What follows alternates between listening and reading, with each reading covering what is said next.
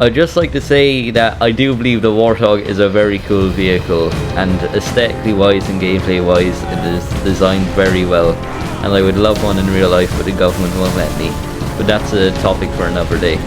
But anyway, today we're going to be redesigning and seeing survivability wise how well can we make this thing, because you know, in reality it's just a death box with a 50 cal strapped to the back of it.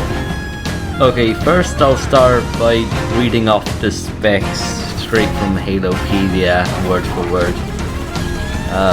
Look, I just think they worded it very well, and I just couldn't be arsed.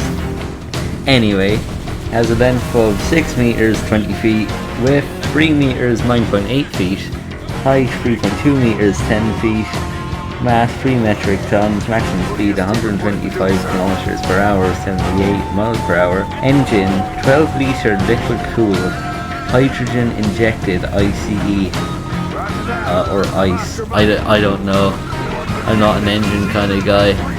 If it doesn't explode people then I ain't really interested, to be honest, but whatever. Has ballistic polycarbonate titanium carbon nanotube as the hull.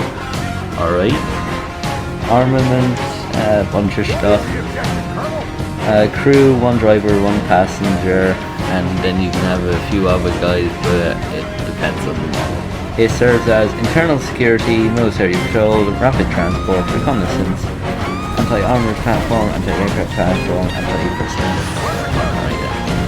That's pretty much the main points.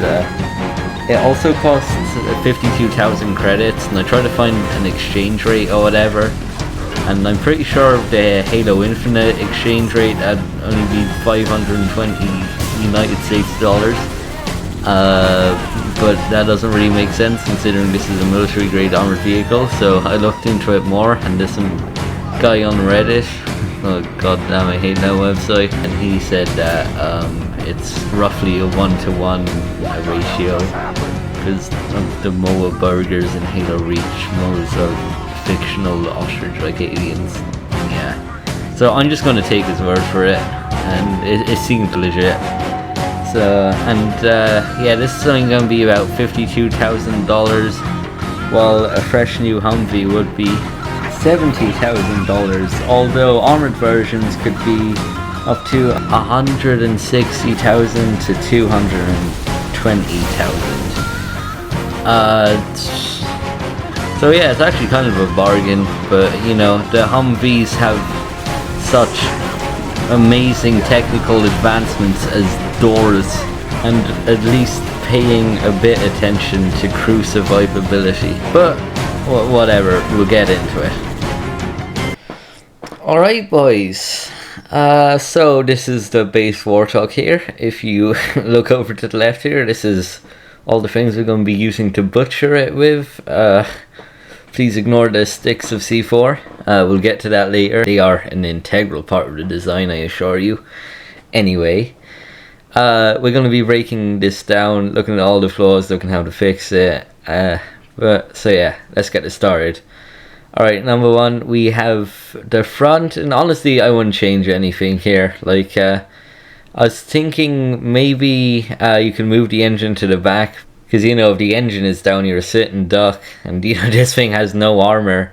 The only real thing it has is speed, and you know, engines can cause fires and stuff, so it's maybe thinking putting it in the back. Now that I think about it, if we want survivability, the best idea would probably be to keep it in the front, because you know, if you look at tanks like the Merkavada, or however you pronounce it, that has a focus on survivability, and they have the engine at the front because it's a lot better not being able to move because your engine got blown to bits than not being able to move because your face got blown to bits.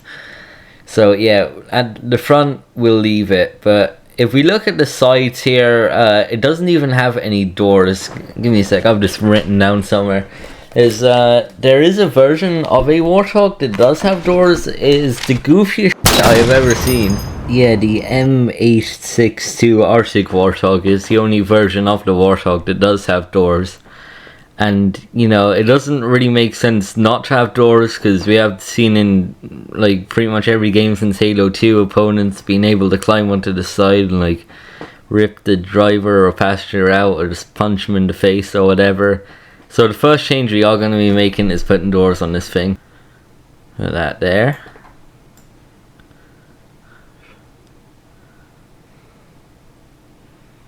And put that there. The only real disadvantages of doors is that, like, if there's like a turnover or whatever, which does happen quite a good few times during the Halo games, is that you could get stuck inside the vehicle, and you know there could be like fires of the engine and stuff like that. So the drawers could easily get jammed. That's why we introduced the explosives. It's something like the ODST drop pods, how they have explosive charges on them to shoot off the door if necessary. And hey, maybe you might get lucky and nail a grunt in the face, who knows. But anyway, now that we have this section done, let's move on to the back here. The turret gunner is completely exposed from the left, right, back, a bit from the front as well. He's not completely, like, he's barely protected at all, and that's your only offensive weapon on this vehicle. So I've decided we're going to make this an unmanned turret. We're going to add a compartment to the back here, and then we're going to get the turret and we put it on top. Alright, we'll stick a camera on there so the gunner can see, and we'll have the unmanned turret connected up to the passenger seat here. The only disadvantage of this has is, like, in the like the regular version, you're gonna have one less guy. But you know, the amount of times these things can get pretty much destroyed, it's gonna be a lot less casualties. And normally the passenger doesn't really do much. They're only really useful if they have like a heavy weapon, like a rocket launcher or a Spartan laser. And most times just hanging out the side with an assault rifle waiting to get his organs liquefied by a plasma bolt. But whatever. And plus we got this big section at the back, and for the transport version we can just take off the turret and we can just have all the Marines going to the back, and you can drive them around and stuff. But without the transport version, I don't know, I guess you could use that for storage or something. You can put like fuel tanks, some ammunition, maybe putting those two highly flammable, highly explosive things in the same compartment wouldn't be a good idea now that I think about it. I don't know, but like I'm just saying, at least the crew has some protection, I guess. Yeah, have the turret connected up here to the passenger, and the driver can drive along, and you have your protection here, and you got all the space in the back, and it might be a bit heavier. This isn't the final design, this is just a rough draft. Obviously I wouldn't recommend putting Minecraft doors in a cargo crate on the back of an armored vehicle. But overall I think like the rough design is a good idea. I hope you guys enjoyed. I definitely did. This was very easy to make. There's gonna be no editing in this. Oh yes. Yeah, expect more videos coming soon. Look at that monstrosity. Jesus. Alright, I'll end it off here. I hope I have enough footage. Alright, see ya.